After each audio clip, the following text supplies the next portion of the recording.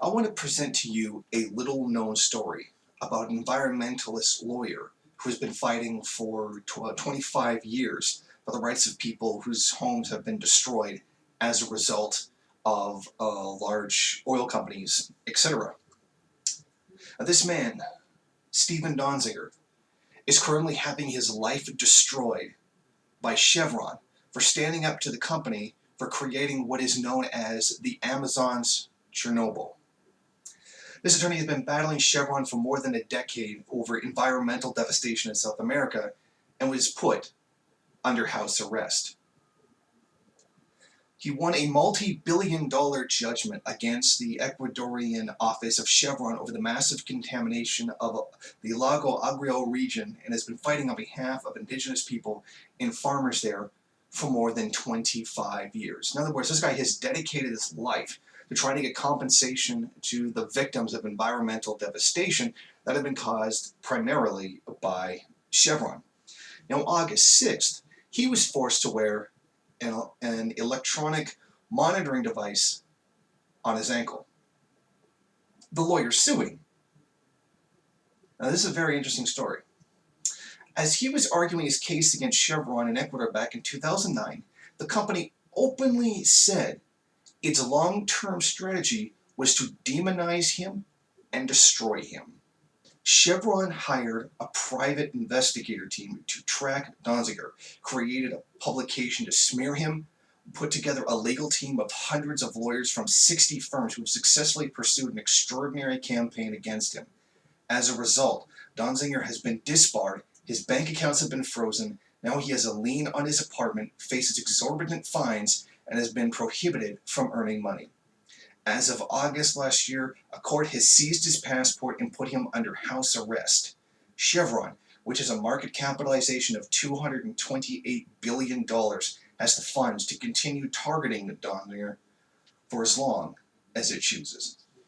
Now, he has been under house confinement because he has refused to hand over computer and cell phone records to opposing attorneys because it would violate his commitments, his confidentiality commitments to his clients. In other words, they're trying to get at the people who are making the claims, the people who are making the accusations, etc., in order to attack him. Chevron is doing this, and he refused to hand them over. Now, this has been very rarely asked of any lawyer in history because it's a blatant violation of a client's confidentiality.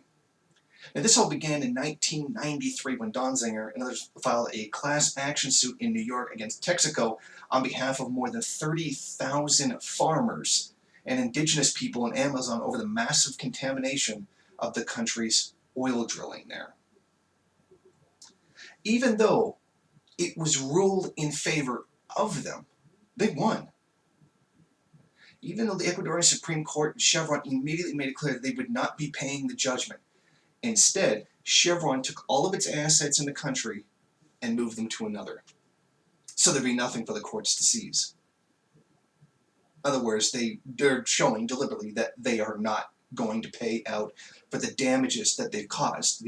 Some odd 30,000 people whose lives they've destroyed, and many of them indigenous people.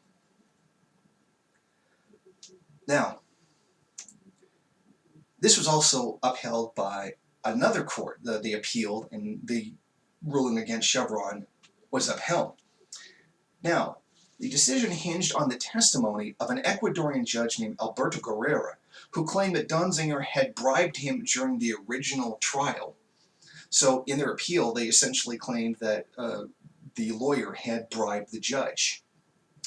In 2015, Guerrera testified in an international arbitration process. He admitted that he had lied and changed his story multiple times.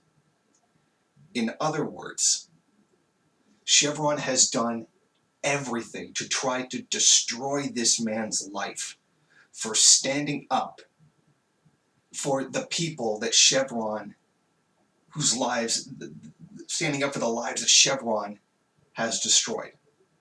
And all of this, the most unethical, underhanded form of operating that you could possibly get.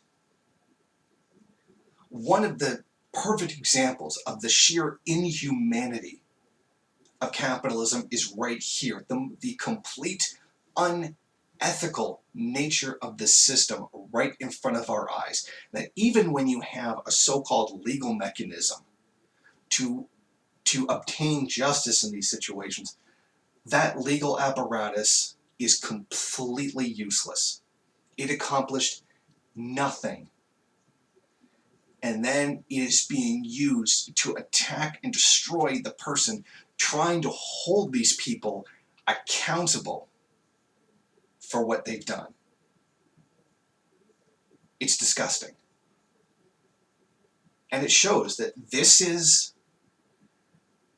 what justice looks like under capitalism. This is a profit motive system where the bourgeoisie, the ruling class, own and control the court system. And there's absolutely no defense anybody can ever make of this. Oh, it's just this corrupt CEO that did this, as the liberals would say, or, oh, they don't really matter because they're indigenous, etc. They should just move, as conservatives would say.